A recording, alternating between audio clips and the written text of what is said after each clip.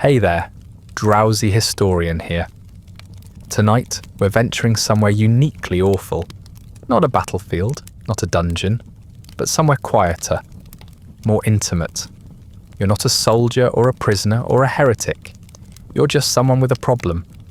A bad leg, a rotting tooth, a lump that shouldn't be there. And that means only one thing. You're going under the knife. Before anyone knew what going under actually meant. No anesthesia, no antiseptic, just the warm metallic smell of someone else's blood on the tools, and a man who claims he's done this before, probably on a pig. So before the bone saw comes out and your odds of survival drop faster than your blood pressure, go ahead and like the video and subscribe, but only if this is the kind of thing you enjoy falling asleep to. Leave a comment with where you're listening from and whether you think you'd make it to the end of the procedure. Personally, I wouldn't. Now settle in, breathe slowly, and try not to flinch. Let's begin. You come to slowly, which is unfortunate. Consciousness returns not with warmth or clarity, but with cold wood against your back. The muffled murmur of a crowd, and the unsettling realization that you cannot move your arms. They're tied, not tightly, but deliberately, enough that you won't be flailing. Someone has done this before. There's a sharp ache in your side, the one that's been bothering you for weeks. The reason you're here, apparently. You thought you might see a doctor? Instead, you're flat on your back in a drafty room that smells like sweat, iron, and something sweet that's gone very, very sour. Above you, the ceiling sags with the weight of age and mould. To your left, someone coughs wetly.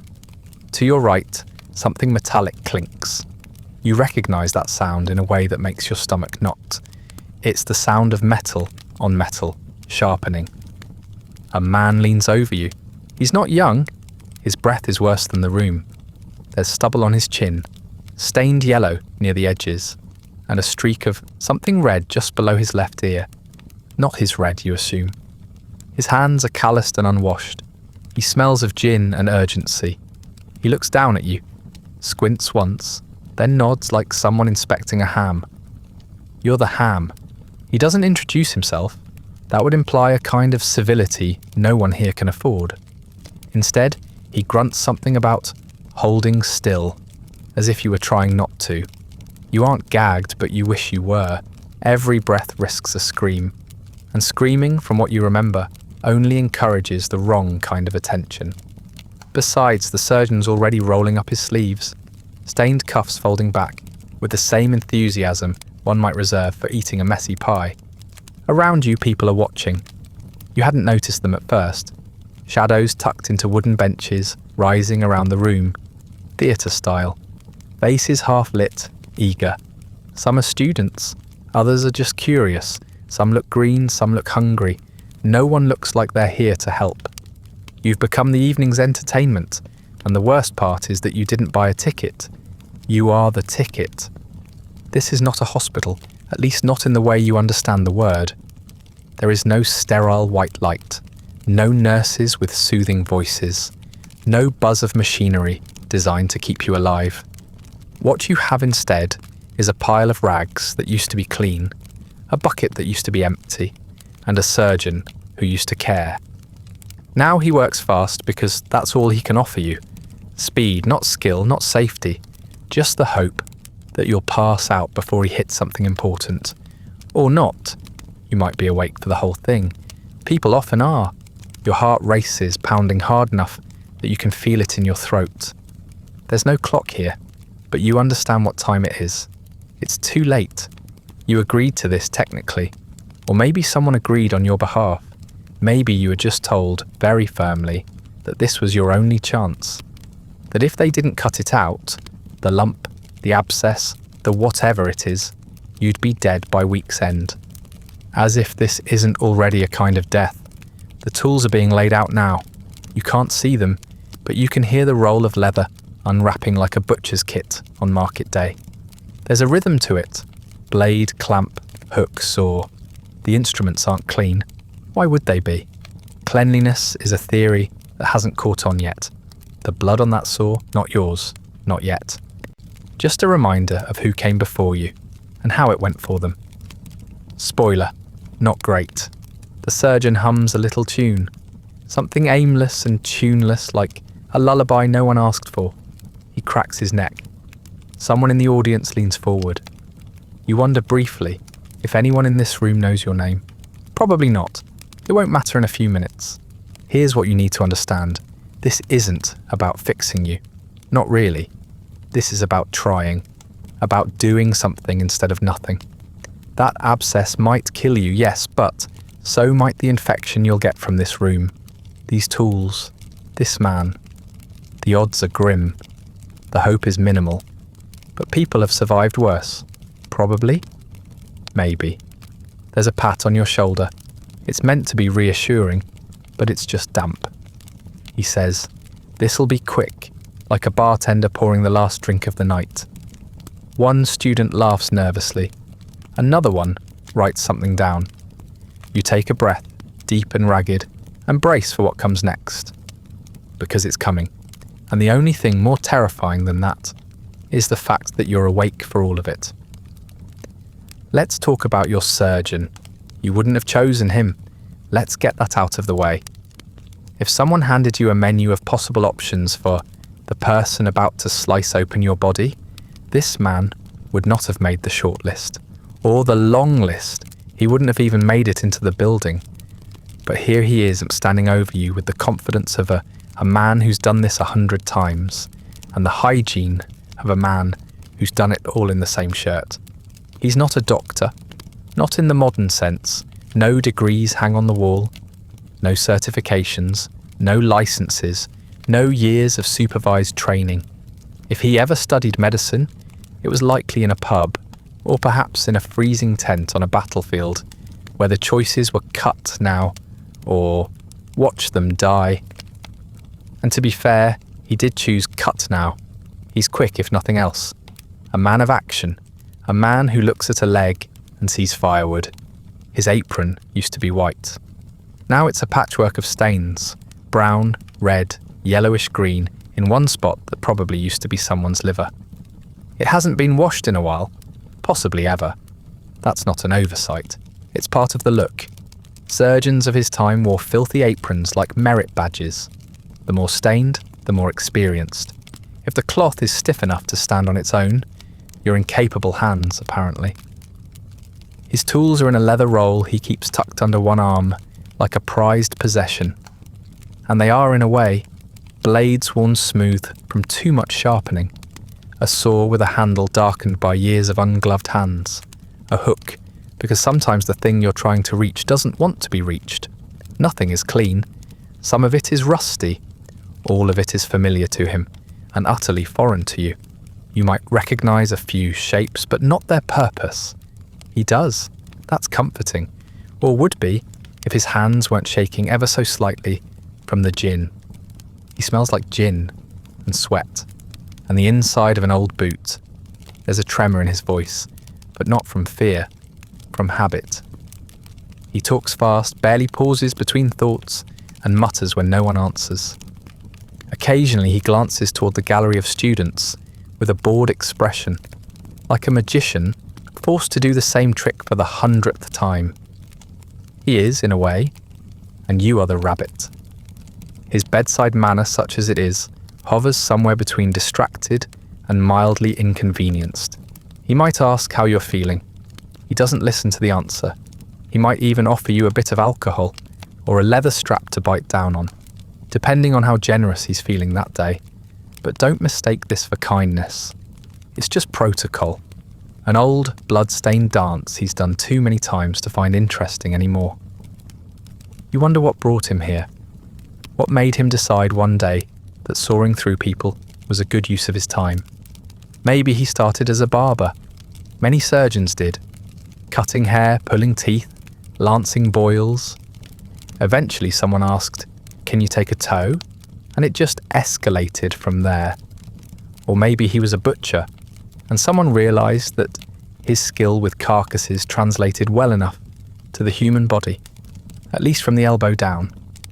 It's possible he was once a military surgeon, the kind who worked in tents behind the front lines, surrounded by screams and cannon smoke, removing limbs by the dozen with only seconds to spare before the next patient collapsed. If he learned anything in that setting, it was efficiency, not precision, not gentleness, just raw, brutal speed. That's still his specialty. And make no mistake, he's proud of it. You'll hear him brag about his fastest amputation. 45 seconds flat, from blade to bone to bandage. He doesn't mention the survival rate. That's not the point. The point is he got it off. He got it done. And really, in a world without anesthesia, that's about as close as anyone comes to mercy. You might also notice that he doesn't use gloves. Almost no one does yet. Germ theory exists technically, but it hasn't caught on. Washing hands between patients is considered unnecessary, even dangerous. Some surgeons think it removes the protective layer of grime that keeps the blood from sticking too much. You are tragically part of the experiment. He taps your arm once, a kind of unspoken ready that doesn't wait for consent. You're not a person to him, not really. You're a procedure, a case, a limb to be removed, or a wound to be explored. And he will do it quickly, not because he fears for your comfort, but because you are already one in a long line of unfortunate bodies that pass through his care like meat through a grinder. This is who's cutting you open today. A man who knows just enough to be dangerous, who's lost enough patience to stop asking why, who sharpens his tools with the focus of a man polishing coins. Not because he treasures you, but because he hates it when the blade sticks. You might have thought, in some hopeful corner of your mind, that surgery would be private, that the moment someone decided to open your body with a blade, the room would clear, that curtains would be drawn, that dignity, in all its fragile glory, would be preserved. That was naive. Instead, you're on display. The room around you is circular, rising in steep wooden tiers, like some ancient lecture hall or gladiator pit. Above you, rows of faces, dozens of them. Students mostly, young men in coats too clean for this place, clutching notebooks they plan to stain with your suffering. Some watch with interest, some with nausea. A few look away, but not many. This is what they came for. The show, the scream, the squirm. You are tonight's lesson, tonight's entertainment, tonight's sacrifice to the altar of progress. Congratulations. The space itself is grim. Not dusty exactly. Too much blood for that, but dark, humid, and deeply unclean. The floors are wooden and warped, and they creak beneath the weight of history and heavy boots. A faint, permanent smell clings to everything. It's not just blood, it's old flesh, pus, spirits, a mixture of life trying to leave and death already moved in. You inhale through your mouth. It doesn't help. You're lying on what could generously be called a bench, but feels more like a slab. There's no padding, no pillow, just a thick wooden surface beneath your spine and a slight downward angle, so the blood doesn't pool too badly. Beneath the bench is sawdust, not neatly spread but scattered by necessity, like someone's trying to soak up a mess that keeps coming back.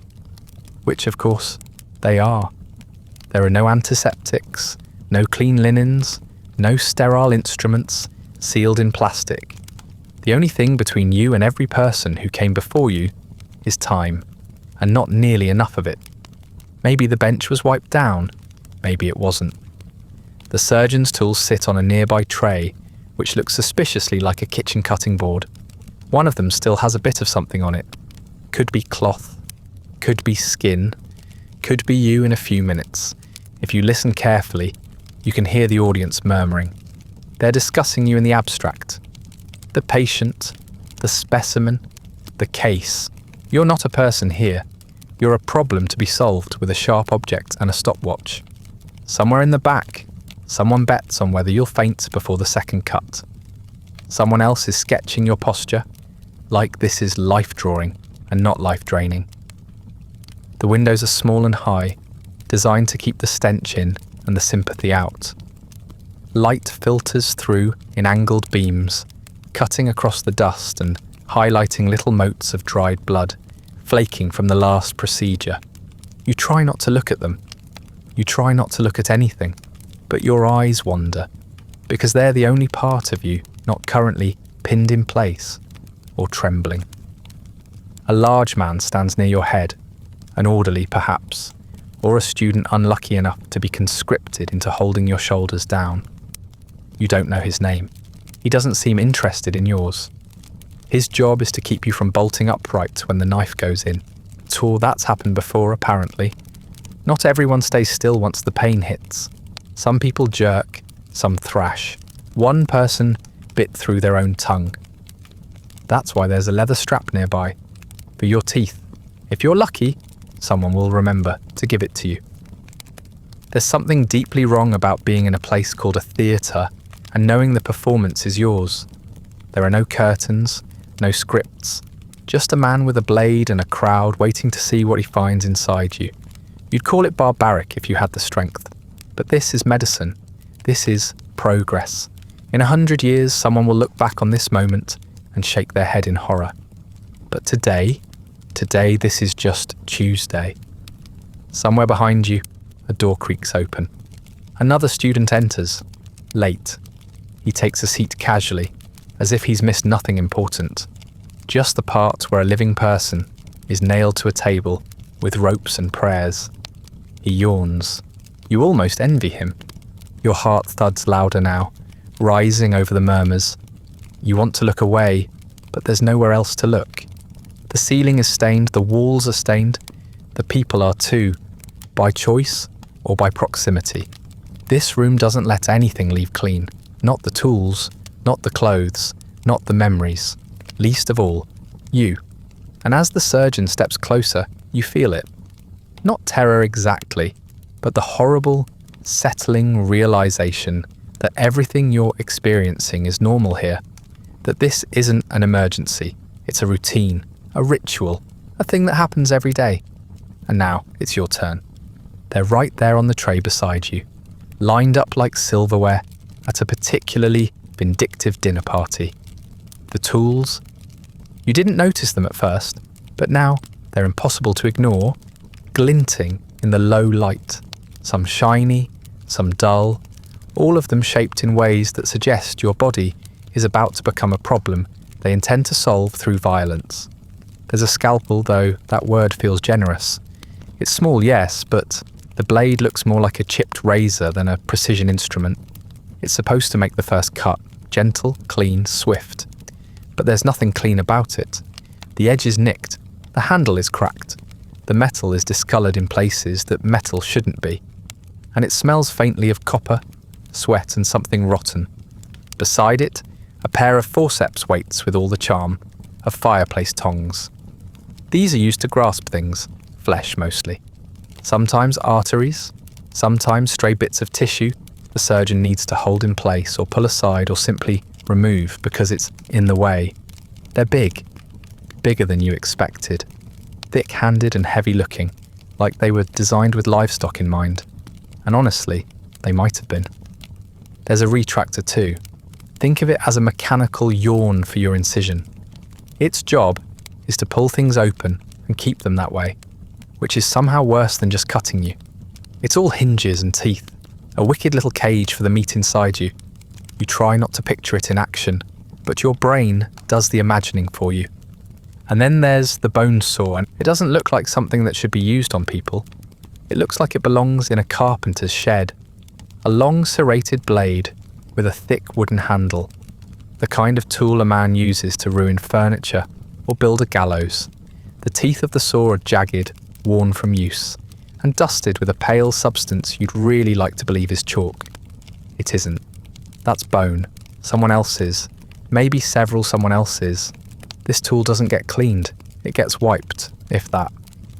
Maybe it was scraped against the table earlier. Maybe it was just dropped in a bucket and swished around a bit.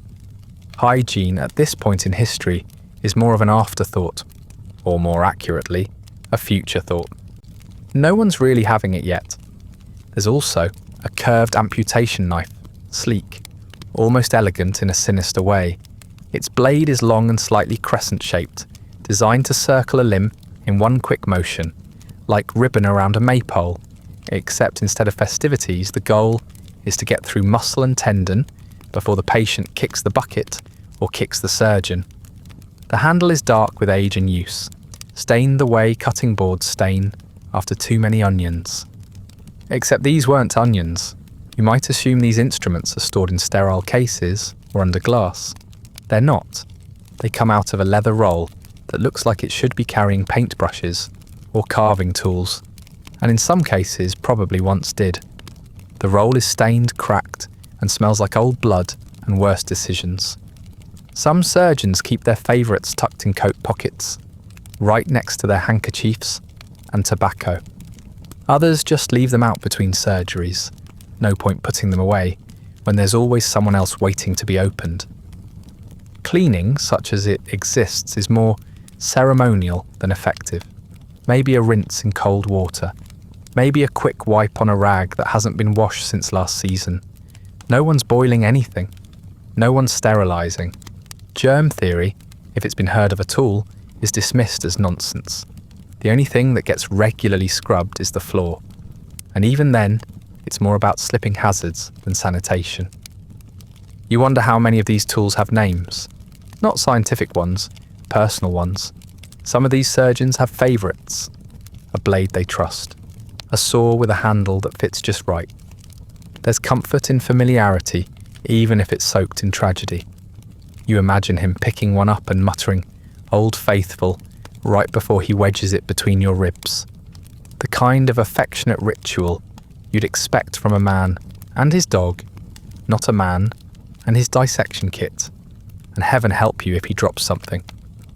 Because that happens, tools get dropped onto the floor, into buckets, onto other patients, and unless it breaks in half, it's getting picked up, given a lazy shake and put straight back to work. There's no oops, no fresh replacement, just a shrug and a smear. You try not to look at the tray anymore. Try not to think about what each one will do, how it will feel, how long it will last. But it's hard not to imagine the sequence. The first cut, the widening, the sawing, the clamping, the sewing if you're lucky. They don't always sew you up. Sometimes they just pack it with cloth and hope for the best. These tools aren't here to heal you. They're here to try something. To make the problem smaller by making you smaller. To cut away what's killing you and maybe leave just enough behind to live. Or not. Either way, they're ready. Polished if not clean. Trusted if not safe. And already too close. You've probably felt pain before. A bad tooth, a twisted ankle, a broken bone that throbbed for days. Maybe once you cut your hand with a knife in the kitchen and felt that awful bloom of heat and sting. That was a preview, an amuse-bouche. It has not prepared you for what's about to happen. Pain, when it arrives without anesthesia, is not sharp and clean like a movie scream. It's not a moment, it's a condition. It doesn't start and end. It arrives and settles. It burrows. The first cut isn't the worst, not yet. The worst part is realising there's more. That the first burn of the blade is just an introduction. What follows is a deep, spreading ache that seems to exist in more than one part of your body at once, even though it started in just one place. Your body doesn't know what to do with this kind of information. Muscles twitch involuntarily. Limbs jerk. Your chest rises in a frantic rhythm that isn't quite breathing anymore. It's panting, gulping, something primal and uncontrolled. Your heart is hammering so hard you can feel it in your ears, your throat, your fingertips. It isn't just fear anymore. It's overload. The system is short-circuiting. If the blade finds a nerve, and it will, the sensation is indescribable, but we'll try anyway. It's like being set on fire from the inside, like lightning decided to live in your veins. Your vision goes blurry around the edges. You taste copper, even if there's no blood in your mouth. Your spine wants to arch. Your hands want to claw at something. Anything. But you're restrained, of course. For your safety, they said. But really, it's for theirs. The pain doesn't stay in its lane. It travels. It radiates outward, dragging neighbouring muscles and tissues into the disaster like a fire jumping rooftops. And your brain, helpful as always, tries to make sense of it by categorising. Hot, it says, tearing, pressure. But none of those words are right. It's just pain. Pure, concentrated, saturating pain, like being drowned in your own skin. Sometimes people scream, sometimes they don't. Screaming takes air and breathing becomes a luxury. Some make sounds they don't recognise, high and guttural or low and inhuman. Some beg, some pray, some whisper the same word over and over, like a mantra might keep the pain from seeping into their bones. It doesn't, but you try anyway. There's a moment sometimes when the body gives up on panic and moves into something else. Not calm, not peace, just collapse, shock. Your blood pressure drops, your skin goes cold and clammy. Your pupils dilate, you might faint. This is your body trying to survive you, trying to shut the lights off before too much damage gets in. If it works, you'll miss a few minutes. If it doesn't, you'll be here the whole time, fully present, while someone digs inside you like they're rooting around in a sack of potatoes. And then there's the bleeding. It's fast, it's loud in a strange way. You can hear it, not just the physical splatter, but the rushing inside your own skull. A roaring, pulsing static that competes with your thoughts and usually wins. The blood itself is warm. Too warm. It coats everything. The bench, the surgeon, the floor. The sawdust underneath you is there to soak it up, but even that has its limits. Eventually, it will clump and pile, and you will feel the dampness creeping toward your side. You might start to dissociate. That's not just a fancy word for daydreaming. It's your mind splitting in half. One part stays behind on the table. The other floats above, a silent spectator watching this grotesque scene with detachment. You might even hear yourself scream and not believe it's you. That's common. It's not a comfort, but it's something. When they finally stop, if they stop, the pain doesn't end. It changes. It settles deeper. A heavy, throbbing ache that spreads like poison. It's the pain of absence, of things removed. Tissue, limb, dignity. You're lighter, but not better. And your body knows something is missing. You may not be sure what yet. You'll find out later. Or not. That depends on how well the wound behaves. You may think there's some solace in the fact that others have endured this before you. There isn't. There's only the knowledge that suffering is not unique, which somehow makes it worse. It's not personal, it's routine. Pain isn't a tragedy here. It's a side effect, a cost of doing business.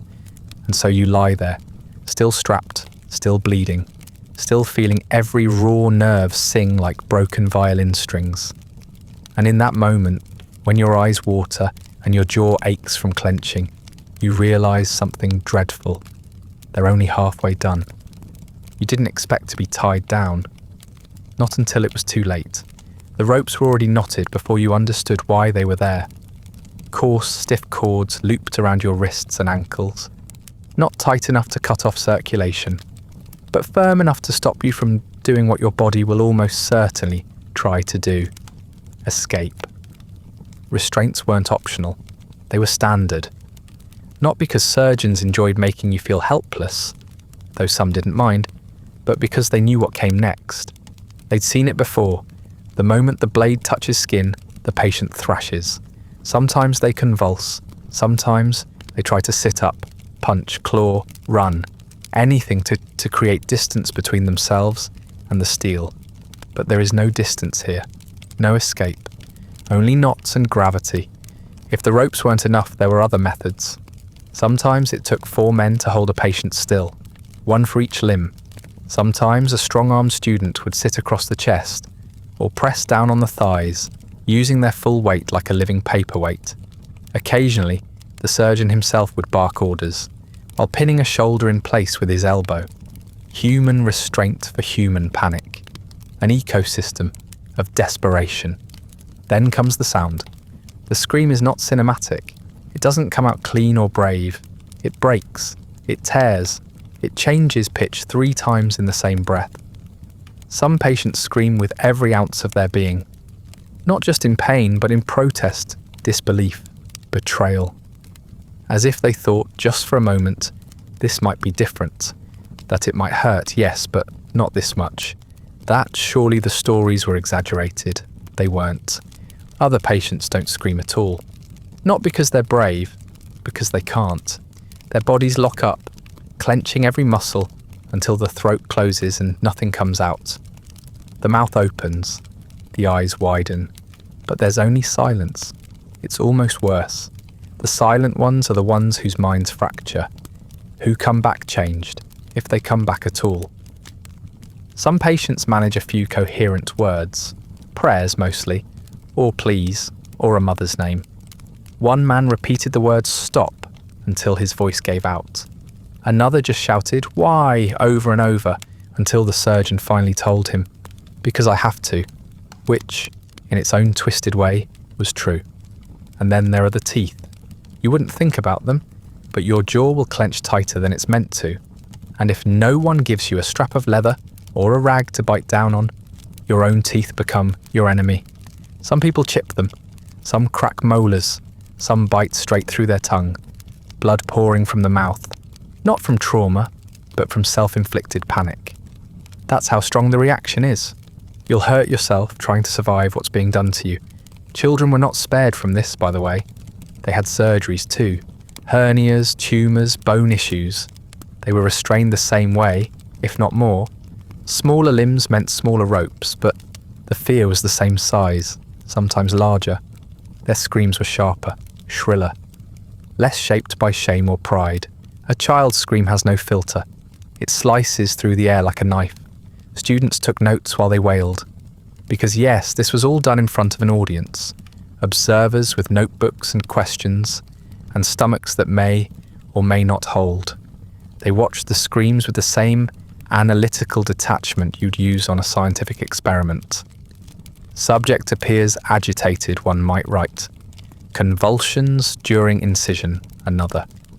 Pain was not just tolerated, it was documented, measured, discussed afterward over lunch. If the patient passed out, the surgery continued. If they didn't, the surgery still continued.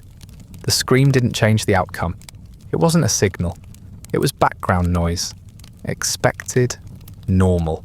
A regular part of the process, like the blood or the stench or the frantic grip of fingers on wood, as if splinters might offer salvation. And after it was over, if you were lucky enough to survive, the restraints came off. Slowly, cautiously, as if you might still bolt, even with half your body missing or sewn shut. Some patients needed to be carried away. Others just collapsed into themselves, shivering, soaked, silent. There were no recovery wards, no therapists, no one asking how you felt emotionally. You were alive. That was the entire metric of success. You're not expected to endure this quietly. No one does. But you're also not expected to be comforted. This is pain as protocol. Your suffering is not unique. It's not even interesting. It's a noise in the background of medical history. Loud, human, and deeply, brutally common. There's a reason your surgeon seems like he's in a hurry. It's not because he has somewhere better to be, though he might, or because he dislikes your company, though he definitely does. No, he's moving quickly because in this particular brand of medieval medical theatre, speed is survival. Not just yours, mind you, his too. Without anesthesia, time becomes the enemy. Every second the blade is in your flesh is a second your body is screaming, convulsing, bleeding, sweating, resisting. The longer the operation, the greater the risks of shock, of blood loss, of infection, and of you bolting upright and throwing the whole scene into chaos. The faster they cut, the better the odds that you'll still be alive when they're finished. Whether that's a mercy or a mistake is a separate matter. Surgeons developed reputations not for delicacy or insight, but for raw, blistering speed. The best ones, or at least the most famous, could remove a limb in under 60 seconds. That includes slicing through skin, severing muscle, sawing through bone and slapping on a tourniquet before the stump decided to become a geyser. It was a skill honed through repetition, muscle memory, and a general disregard for small talk. Take Robert Liston, the so-called fastest knife in the West End. A legend in surgical circles, Liston was known to operate with such velocity that assistants had to back up or risk losing fingers. He once completed an amputation in 28 seconds flat. In another case, one that is now legendary for all the wrong reasons, he amputated a man's leg in under 3 minutes. But in his fervour, also sliced off his assistant's fingers and accidentally slashed the coattails of an onlooker, who promptly fainted and died of a heart attack. The patient, the assistant, and the observer all died. A 300% mortality rate. A record as far as anyone knows. But Liston wasn't alone. Surgeons of the time took pride in their speed. They practiced their motions the way a magician might practice sleight of hand. Only their rabbits were real people, and the trick usually ended with screaming. Some even performed timed demonstrations in front of students. Stopwatches were involved. Cheers were not uncommon. Applause if you survived. If you didn't, well, at least the surgeon looked impressive doing it. Of course, speed had its drawbacks. Mistakes were frequent. A leg might be removed when the intention was only to lance an abscess. Fingers went missing. Arteries were missed or accidentally nicked. In one reported case, the surgeon removed the wrong limb and then, realizing his error, quickly removed the other one too, as if quantity might redeem quality. The patient died, of course, but the surgeon's reputation for decisive action somehow remained intact. Speed also meant roughness. There was no time to be gentle. The knife was not guided with tenderness. It was driven like a chisel. The saw wasn't drawn like a violin bow. It was yanked like someone trying to cut firewood before a storm. Bones weren't merely sliced, they were shattered, splintered, and pried apart like cheap furniture. Patients often passed out from the trauma of the sawing alone, and if they didn't, they wished they had. And yet in this world, being fast was the closest thing to being good. A slow surgeon was a cruel one. They drew out the agony. They gave the patient time to think, to panic, to bleed out while the surgeon debated the angle of his approach. No one wanted to be operated on by a philosopher. They wanted someone who could get in, get the job done, and get out before their nervous system had a full-blown revolt. You can see it in your own surgeon. The way he moves, rehearsed and confident. There's a rhythm to it. Knife, cut, saw, tourniquet. He doesn't stop to explain, doesn't pause to reassure. His mind is 3 steps ahead of the procedure. His hands are already reaching for the next tool before the first one hits the tray. He is not here to comfort, he is here to conquer time. And in a way, it works. The limb comes off before your body can truly register what's happening. The worst is over before your screams reach full volume. The pain is still unbearable, the blood still flowing, the terror still total, but it's quick, brief, efficient, like being mugged by a man who leaves you with exact change. It's only after it's done, when the blood begins to slow, and the pressure bandage is tied with a final tug, that you realise how close you were to dying, not just from the injury that brought you here, but from the very act of trying to survive it. The surgeon steps back, breathless, soaked, already wiping his hands on a cloth that used to be white. He nods once like a man clocking out. You don't thank him, not because you're ungrateful, but because your mouth won't move. You're too tired, too hollowed out, too aware of the absurd, violent miracle you just endured. You were cut open, with tools better suited to a barn than a body, and somehow you're still here. Barely. The cutting is over. For now, the saw is set down, the ropes are loosened, the crowd shifts, bored or satisfied or vaguely unsettled, and begins to file out. You've survived the surgery, technically, and for a fleeting moment, you might believe the worst has passed, that the pain, the screaming, the gushing red flood, all of it was the peak, the climax of suffering. That now comes rest, healing, relief. It's a nice thought. Hold on to it for a minute, then let it go. Because the truth is this: the surgery was only the beginning. The blade was fast, brutal, and merciful in its own barbaric way. But infection? Infection is patient. Infection waits. It doesn't announce itself with a dramatic entrance. It creeps in through the open wound, through the frayed edge of the bandage, through the surgeon's fingers, through the rag that wiped the blood, and was then folded and used again. Your body is open now, exposed. You're less a person than a system of holes, and the world around you is full of things waiting to climb inside. Bacteria, though no one calls them that yet, hover in the air, cling to the surgeon's coat, smear on the tools, live in the water used to clean your skin. They are not rare, they are everywhere, and they do not sleep. There is no germ theory yet, not in any practical sense. The idea that invisible organisms cause disease exists in obscure books, debated by men in powdered wigs who've never had to wipe pus from a screaming man's leg. Your surgeon doesn't believe in germs, he believes in miasma, bad air, and if he's feeling especially cautious, he might burn a bit of sulphur in the room and call it sterile. The rest is up to fate. Your wound is packed with cloth, not stitched. The cloth is not clean. It is there to absorb blood, but it also absorbs everything else: sweat, dirt, microbes. It's pressed in firmly, tied with bandages that haven't been boiled or bleached or changed since yesterday, maybe longer. The bandage is tight, not to protect you, but to keep you from looking at it. You're not supposed to see what's happening underneath, but you'll know soon enough. It starts with warmth, not the good kind, not the healing, soothing kind. This warmth has a pulse, a fever. Your skin flushes near the site, and your body begins to shiver, even as it burns. The wound starts to smell, faintly at first, then insistently. A sweet, rotting scent like meat left out too long in the sun. You recognize it instinctively, even if you've never smelled it before.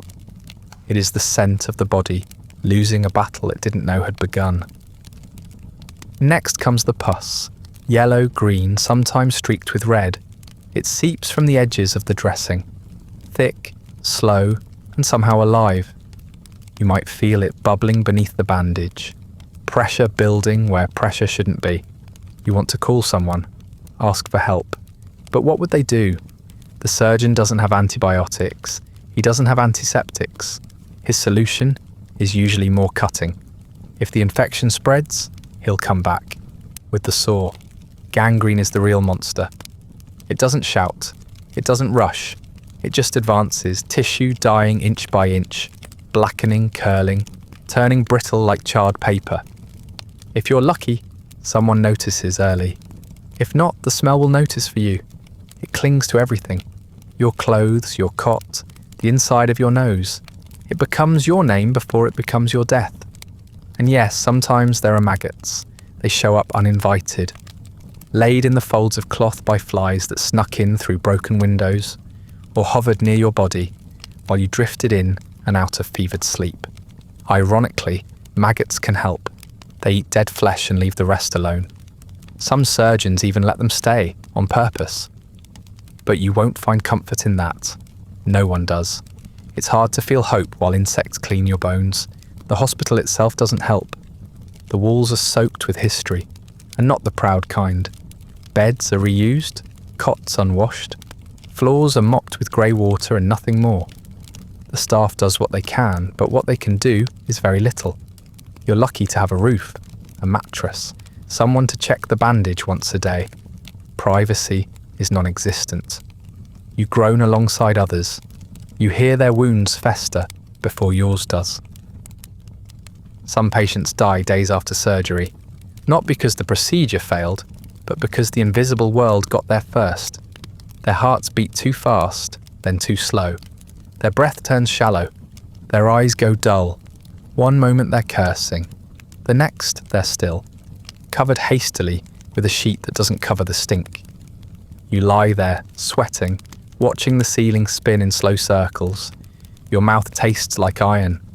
Your stomach rolls. You wonder how many others have bled on this bed, how many made it out. You wonder whether your fever is a sign of healing or a warning bell. And the worst part is no one can tell you, not yet. Because the real horror of surgery before anesthesia wasn't the pain or the sore or the screams. It was the waiting afterward, wondering if your body would turn on itself, wondering if the worst part was truly over, or if it had only just begun. You're not alone here, not in this cot, not in this ward, not in this century of suffering. Around you, behind the thin curtains and blood-stained sheets, lie others, patients like you, if you can still be called that. Victims, more accurately.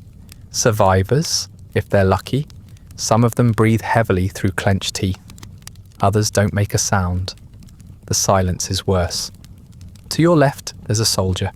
His uniform's been cut away, the lower half of his right leg, wrapped in a clumsy, bulbous bandage that already reeks. He came from the front, not the front of a line, but of a war. The cannonball missed, but the splinters didn't. He was dragged off the field and laid on a butcher's table before he even stopped bleeding.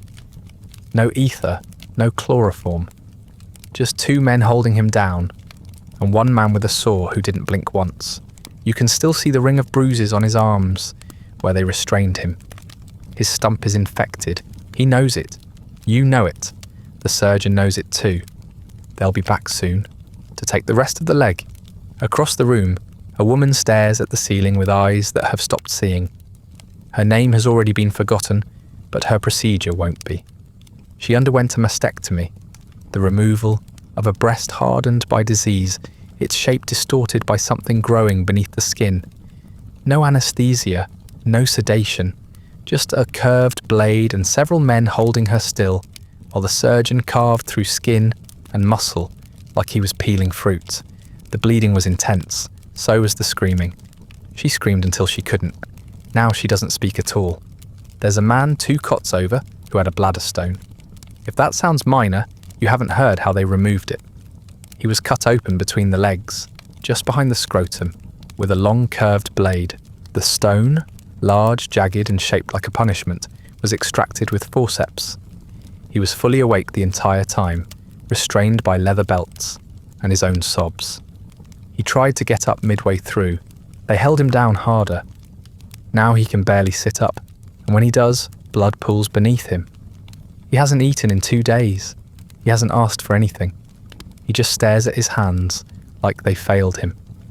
Then there's the boy, too young for this place, too small for the bed. His head is wrapped in linen, stained brown at the temples. Trepanation. A hole drilled into his skull to relieve pressure. Maybe from a head injury, maybe from seizures, maybe from something else no one had the tools to diagnose. They shaved his head and used a crank tool with a toothed wheel, like opening a wine bottle made of bone. He convulsed on the table. His mother fainted. He stopped moving after the 4th turn of the drill. Now he sleeps, if that's what you can call it, and sometimes whimpers through the night like he's still down there, under the blade. Every one of them thought the cutting would be the end of it, that once the blade was gone and the bleeding stopped, they'd begin the climb back toward life. But there is no climb. There's only waiting, hoping the fever doesn't rise, hoping the pus stays yellow and doesn't turn green, hoping you don't wake up in the middle of the night with a new pain, sharper, deeper, the kind that signals rot. You can smell all of them, not in a cruel way, but in the literal sense. The room is filled with it, blood, sweat, bile, smoke from nearby lanterns. Underneath that is the sweet, sickly rot of infected wounds and untreated trauma. It's a human smell, but in the worst possible sense. Not warmth or comfort, just breakdown, just decay. None of you speak. There's nothing to say. What could you possibly offer the man who was sawn apart while conscious? What comfort could you give the woman who had her body carved into for the sake of a chance? You are together in this. Your pain is mirrored in theirs, but there's no camaraderie, just a shared recognition, a quiet agreement that this is unbearable. And yet, here you are, bearing it. They are your chorus, your haunting, your one more voice in the long groaning song of pre-anesthetic medicine. You'll never know their names, they'll never know yours, but you will remember their eyes, their bandages, their stillness.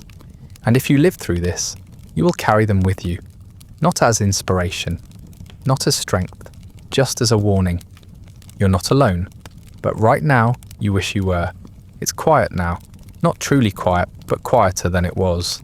The kind of stillness that only arrives when something has ended and no one is quite sure what to do next. You're no longer being held down. The blade is gone. The voices have dulled, but your ears are still ringing, not from sound exactly, but from the memory of it. The screams, the scrape of metal, the snap of sinew. They echo inside you like a song you can't forget, even though you never wanted to hear it in the first place.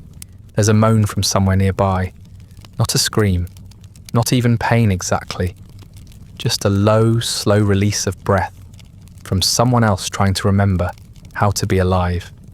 It drifts across the ward and fades before it reaches the wall. No one answers. Everyone is too tired to care. Or maybe they've all made an unspoken pact not to interrupt the quiet. The smell is still here, heavier now. It clings to everything. The sheets, the bandages, the floor, your skin. Blood, old and new. Sweat dried into fabric. The distinct, almost sweet stench of burned flesh. The byproduct of cautery, when they seal the wound with hot iron and prayers. You didn't see the iron, but you felt it. You can still smell it. A metallic bite layered over scorched skin, and something deeper beneath. The smell of things that are supposed to stay inside being coaxed into the open. There's vinegar in the air too. Someone somewhere swabbing a wound with the closest thing they have to antiseptic. It doesn't mask anything. It just adds another note to the composition. Sharper, sour, and somehow worse. You breathe through your mouth. It helps until it doesn't. The light is dim now. The lanterns are still burning, but they've been turned down to conserve oil. Shadows stretch longer than they should. The corners of the room have vanished into them. You can hear footsteps moving across the boards, slow, dragging, deliberate. A nurse maybe, or a student, or the surgeon himself, doing a final pass like a priest after a ritual. The steps don't pause.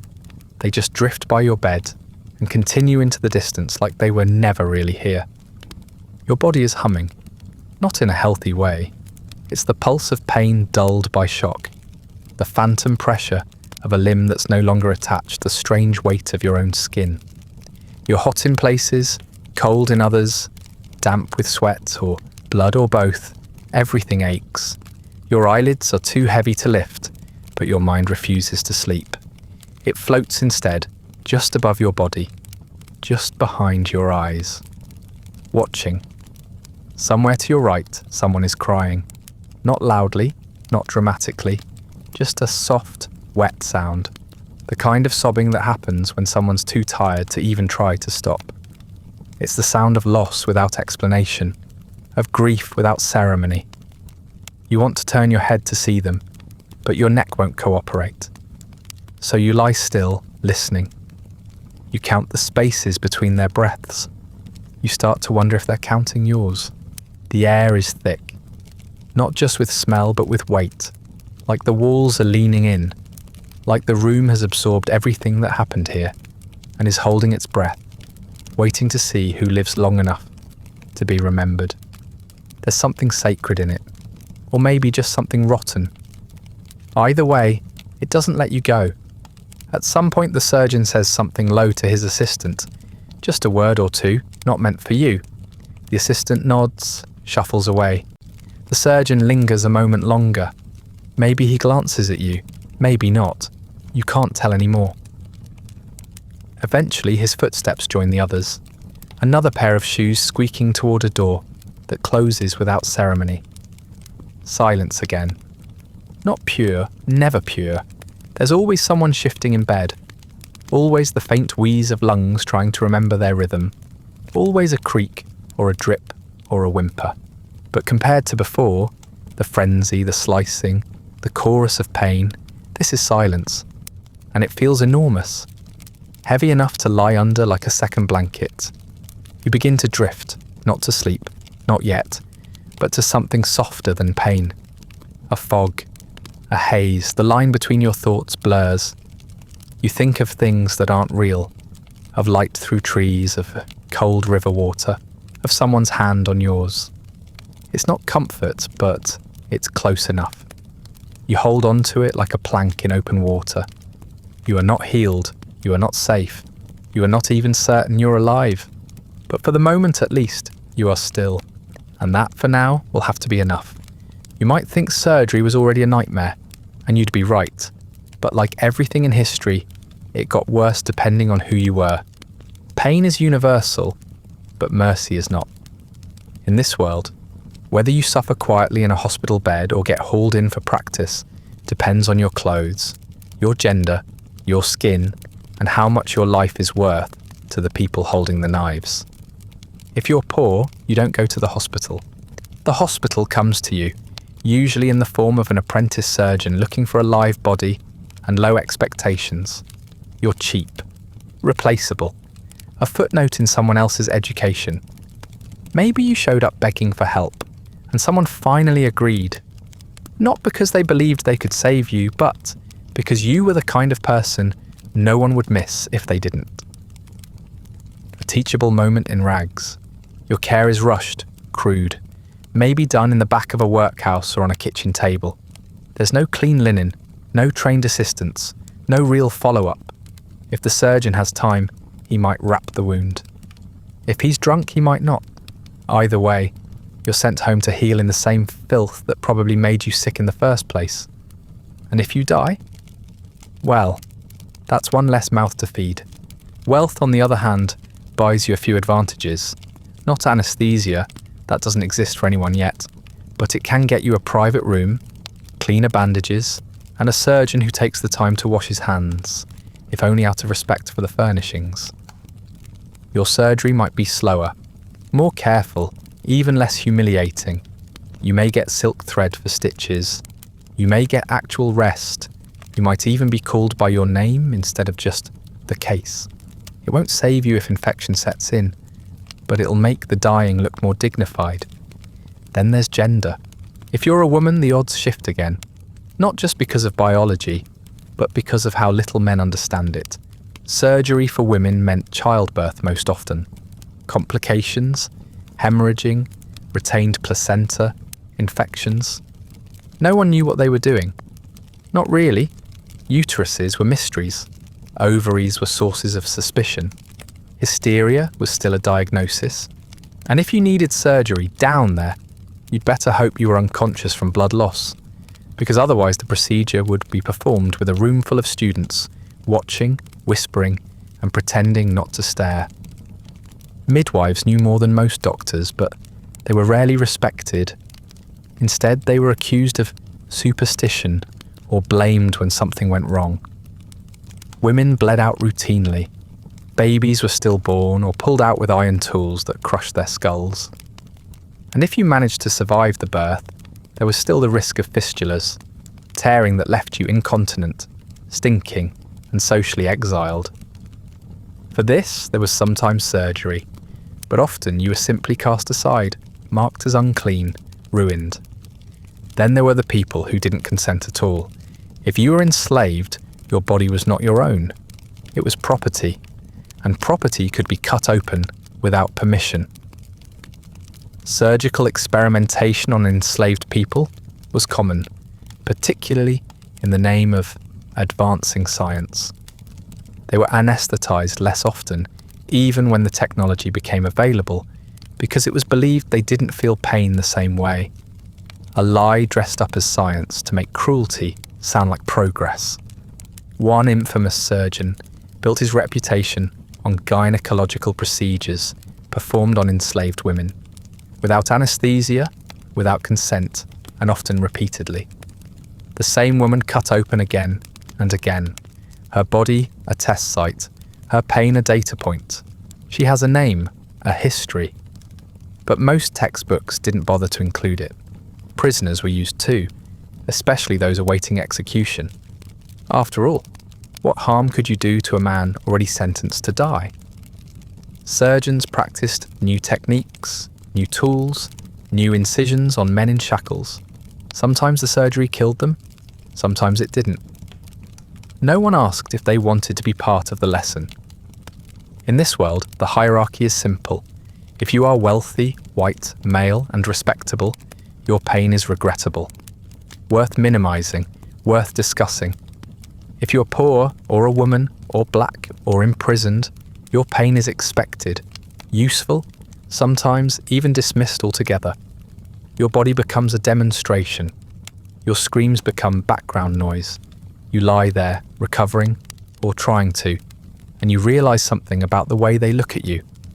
Not with cruelty necessarily, but with indifference, with the calm, distant gaze of people who don't expect you to have a voice in the matter. You are not a person recovering from trauma. You are the material left behind after an experiment. You are the remains. And maybe, if you're lucky, you'll be remembered in someone's notes. As case number 17, or female, age unknown, or the one that didn't make it. That's the hierarchy here. That's the cost. The knife doesn't discriminate, but everyone else does. They're calling it a miracle now. Not in the fire and lightning sense, but in the quiet, clinical way people whisper about something that shouldn't work, but somehow does. It's called anesthesia, a word that means without sensation, which is something you would have paid dearly for if it hadn't arrived just a little too late. You'll hear stories from the next ward over, of patients being put to sleep before the first incision, of silence where there once were screams, of operations that take twice as long because surgeons no longer have to race the clock, because now time doesn't equal torment. Instead of straps and gags, there are cloths soaked in sweet-smelling chemicals. Instead of holding you down, they simply ask you to breathe in and let go. The first real moment came in 1846 in Boston. A man named William Morton demonstrated the use of ether during surgery. The patient felt nothing. Nothing. Not pain, not panic, not even the cold of the blade. Just a drift into unconsciousness and a calm return, stitched and sore, but otherwise intact. It shocked the medical world. Some cried, some scoffed, but no one forgot it. And yet, even after that, adoption was slow. Change, even when it's a gift, comes with suspicion. Surgeons had built their reputations on speed and endurance. Pain was a measure of professionalism. Patients, in a grim way, expected it. They'd seen friends scream on the table and survive.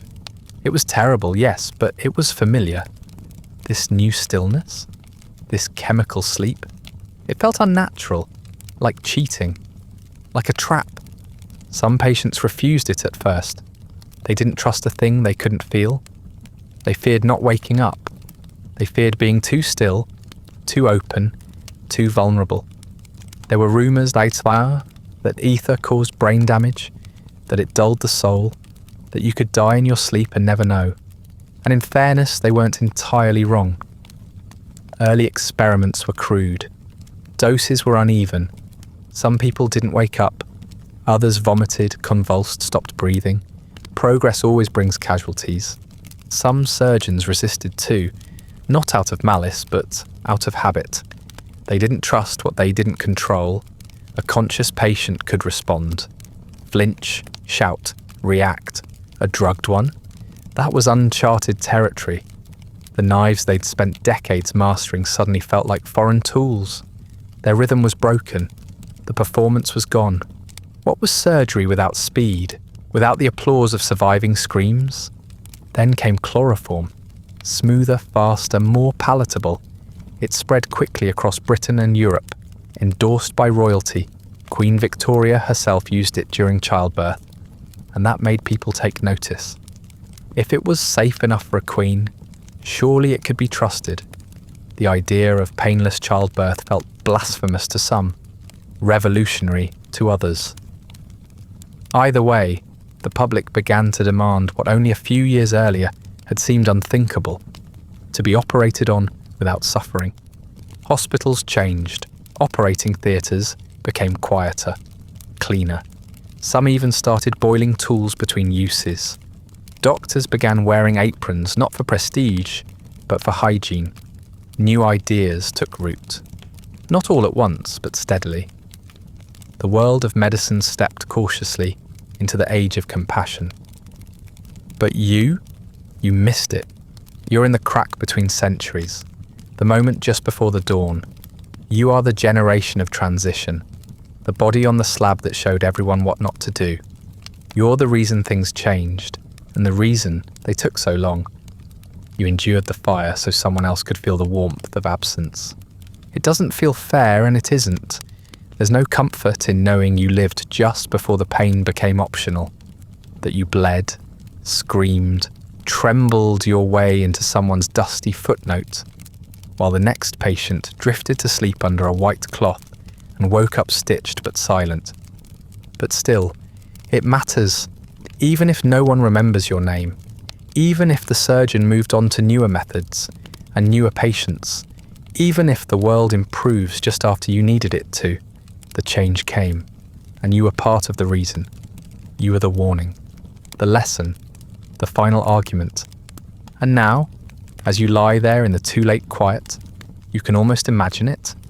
A hand offering you a cloth, a voice telling you to breathe, a blade that doesn't burn, a moment lost in soft darkness instead of agony. It's not real, not for you, but it's real for someone. It came too late to save you, but it came. You're still breathing. That much is true.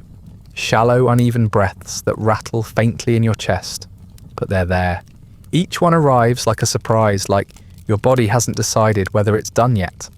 The pain hasn't lessened, not really. It's just changed shape, gone from sharp and immediate to dull and sprawling, like a fog crawling along your bones. Whether that means you're healing or decaying is still unclear. You've stopped asking the surgeon questions, mostly because he stopped answering. You're not sure if that's because he's busy or because he's already counted you out. He still checks the bandages, mutters something to an assistant, and moves on. His face doesn't tell you anything. You're just another wound on the schedule. And maybe the blood loss was bad. You knew that at the time, though you couldn't quite process it. You could feel it leaving you in waves, warm, wet, draining. You remember thinking your arms felt too light, like they weren't connected anymore. The dizziness is still with you, curling at the edges of your vision when you try to sit up. You're not sure how much blood you lost. No one is. They weren't counting. You're not a ledger entry. You're a rough estimate. The fever comes and goes. Sometimes you shake so badly you can't speak. Other times, you sweat until your sheets stick to your back, soak through and sour. Then it passes, and you feel almost human again.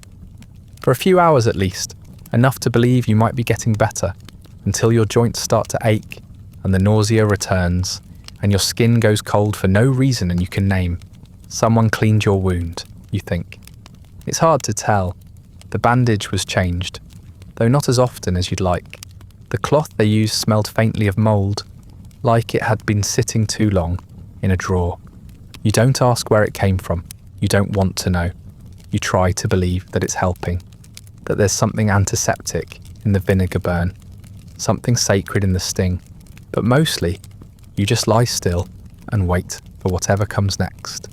There's talk of gangrene, not directed at you, but nearby. A man down the hall had his foot removed 2 days ago. Now there's a smell creeping into the corridor. Sharp, sour, wrong. The nurses are whispering. The surgeon hasn't said anything, but he's brought the saw again. He doesn't bring it unless he plans to use it. You try not to imagine the same fate for yourself, but it's hard when you can feel your toes going numb. You don't sleep much, not real sleep. You drift in and out, haunted by half-formed dreams where the surgery never ends. Sometimes you wake up gasping, unsure whether the pain in your leg is new or just a memory. Time stretches, days blur. You start to measure them in visits, when the bandage is checked, when the other patients moan louder, when someone dies and their bed is suddenly empty. You don't know what they'll say about you when this is over. If you survive, you'll be a curiosity, a story, a scarred example of what the body can endure. People will nod solemnly when you tell them what happened, but they won't really understand. How could they? They didn't hear the saw. They didn't feel the tremble in your jaw when your tongue had nowhere to hide from your own teeth. They didn't smell themselves rotting and hope it was just a dream. And if you don't survive, you'll be another body to carry out. Not the first, not the last. Someone will strip the bed, wipe the frame, and fill the space before the hour is out. You might get a passing comment, a name muttered under breath, or maybe just a number.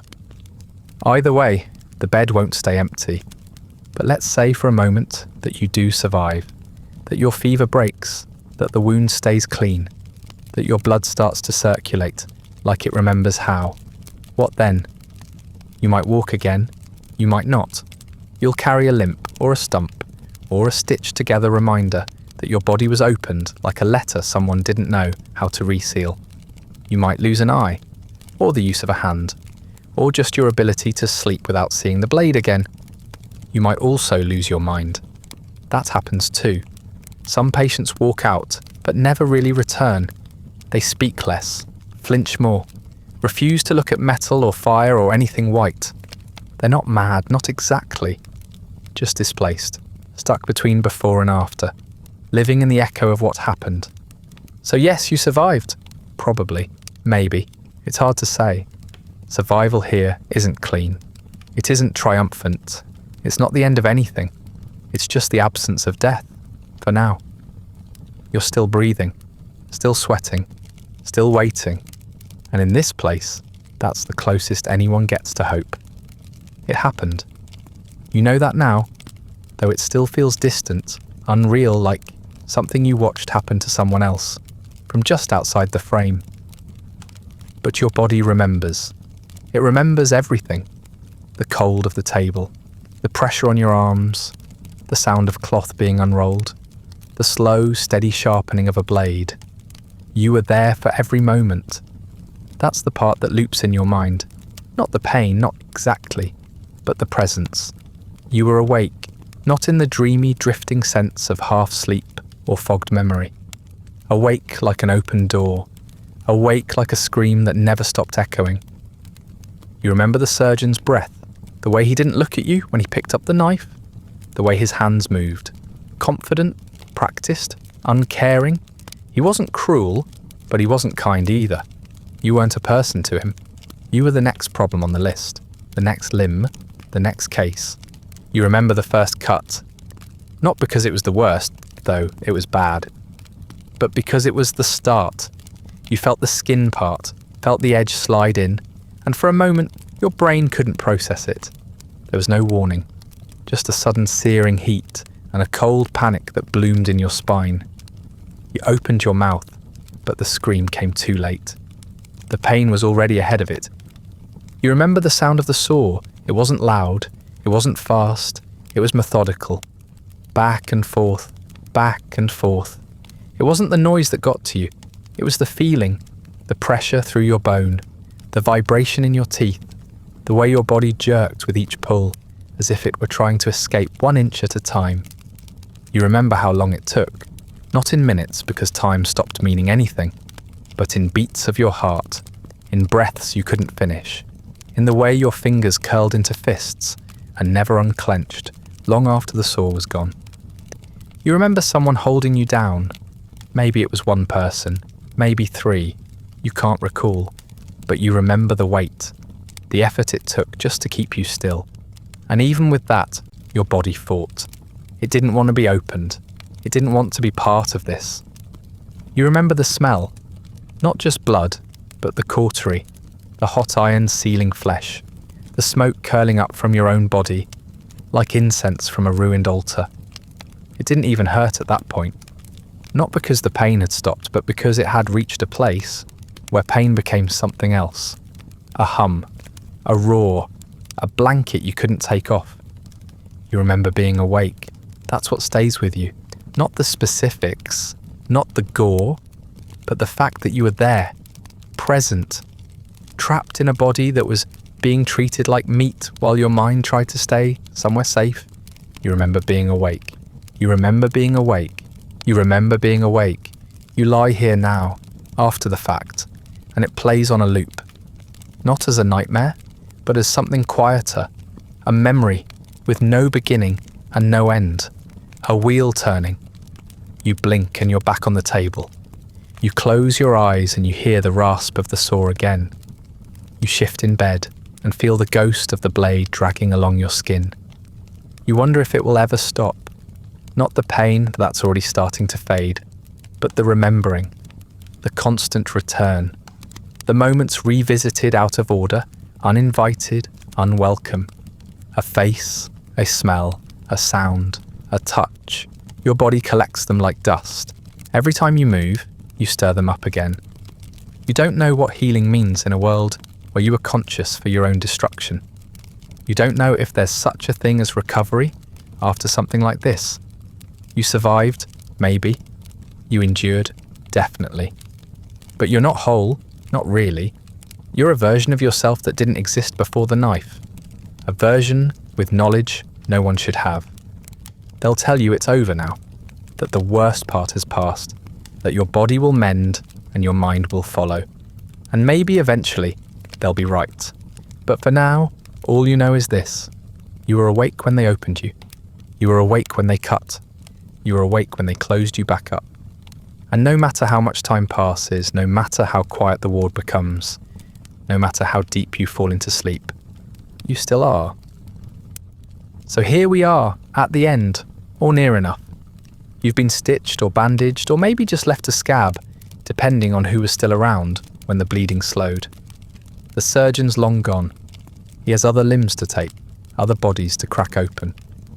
He won't remember your name, if he ever learned it. But you'll remember his hands, his tools, the way the light caught the blade before it vanished beneath your skin. You'll remember the cold sweat, the sound of your own voice slipping out of you, the way time stretched and folded until nothing made sense except the next breath. And then the one after that, you've been through something that doesn't have a neat word. Trauma feels too clinical, suffering too dramatic.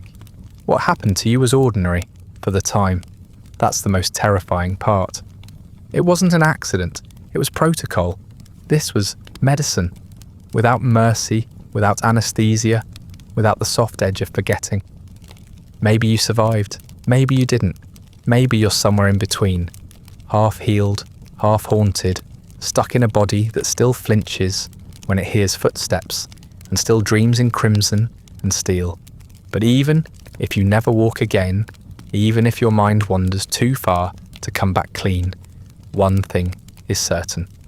You made it through, or at least far enough to hear these final words. Murmured across the dark, like a lullaby carved into bone, you know now what it meant to be cut open before the age of kindness.